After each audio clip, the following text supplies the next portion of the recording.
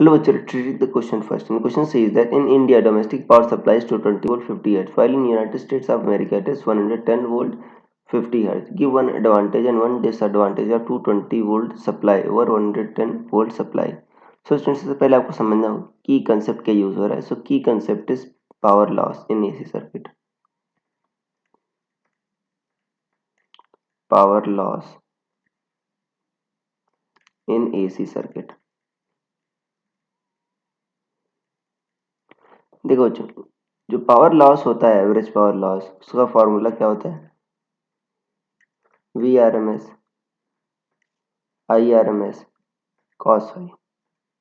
और VRMS को बच्चों क्या लिख सकते हो? IRMS into Z into IRMS. cos phi क्या लिख सकते हो आप? R by Z.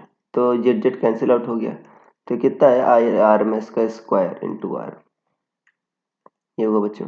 अब देखो, मान लो आपका जो पावर जनरेटिंग स्टेशन है वहां पर बच्चों P पावर जनरेट हुई. अब ये P जो होता है बच्चों फिक्स रहता है, राइट?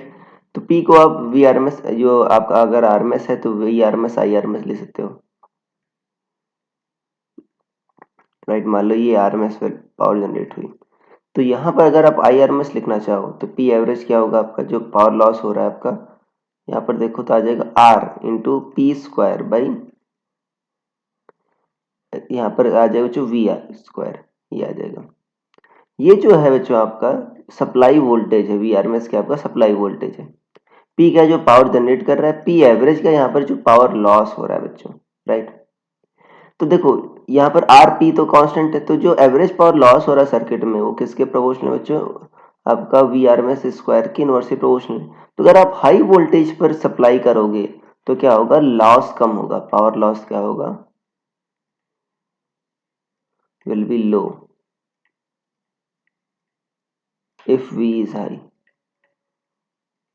तो ये बच्चों एडवांटेज है 220 वोल्ट का आपका 110 वोल्ट पर. और डिसएडवांटेज क्या है? ये तो एडवांटेज हो गया. डिसएडवांटेज क्या है कि आपका पहली बात तो ये डेंजरस होता है. 220 वोल्ट इज मोर डेंजरस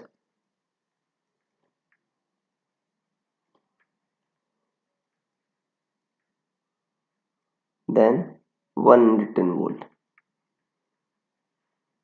और बच्चों देखो, इसलिए आप जो अगर आपको सेफ्टी चाहिए तो आपको काफी ढंग से आपको इंसुलेशन करना होगा, तो कॉस्ट ऑफ इंसुलेशन ही बढ़ जाता है इसमें, क्योंकि ये आपका ज़्यादा खतरनाक होता है 220 वोल्ट 110 वोल्ट से. तो ये बच्चों इसका डिसएडवांटेज हो गया.